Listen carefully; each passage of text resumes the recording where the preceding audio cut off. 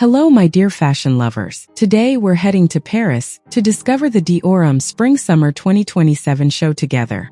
A major collection that marks a decisive strategic turn for Jonathan Anderson, exactly 1 year after taking over as creative director for the house. Musée Nissim de Camondo. 9 o'clock in the morning, facing an overwhelming heat wave across the capital, Dior had to reschedule in a hurry. The team pushed the show earlier to gather in the shaded gardens of this 18th-century private mansion, currently under full renovation. To tackle this extreme weather, traditional parasols, fresh strawberries, and cooling towels welcomed the guests.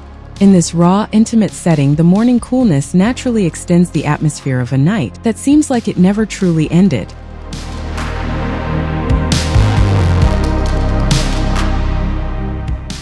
On the creative side, Jonathan Anderson is reinventing his figure of the disheveled aristocrat, that key concept he introduced during his very first show for the house. The inspiration draws its energy straight from rave culture, and those underground parties that wake up at dawn along the Seine or in the city suburbs.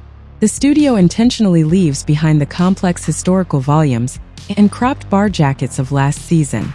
Instead, Anderson embraces a much more spontaneous, eclectic way of dressing, one that is resolutely rooted in the street. The overall look is relaxed and very fluid, carried by an almost nocturnal rhythm. Models step out from the mansion's porch with a very natural attitude, as if they were extending the party right into the first lights of day. The shoulder line softens considerably. Movements are freed from any restriction, and the silhouette is anchored by the sweeping motion of large, rich bathrobe coats, worn with absolute ease.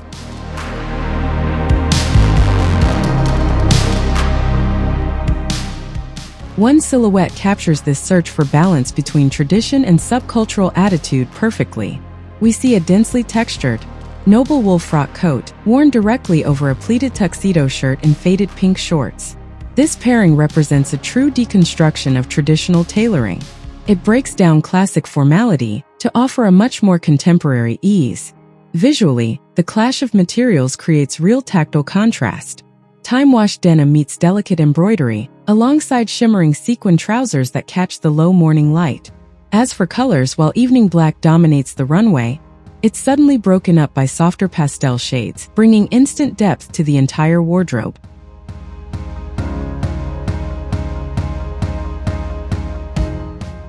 When it comes to atelier craftsmanship and finishes, the secret behind this controlled tension between ultra-luxury and street culture lies in hybrid collars.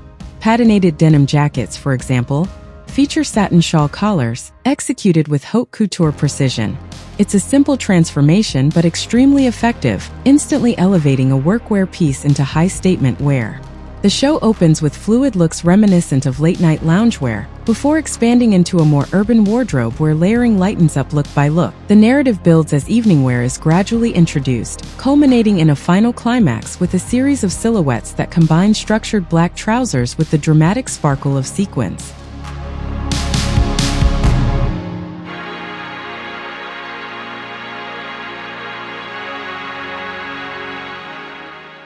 This direction can also be seen as a push toward a more commercial and versatile wardrobe.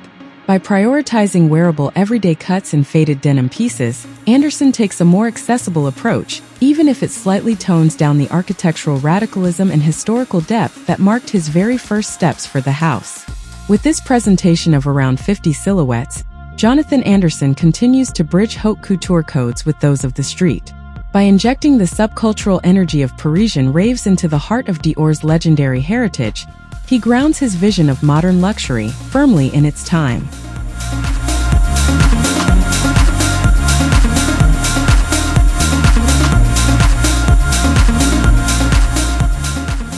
Do you think this shift toward a more relaxed, wearable wardrobe is the right direction for the future of Dior Men's?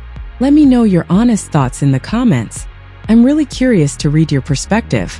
Thank you so much for sharing this moment of fashion analysis with me.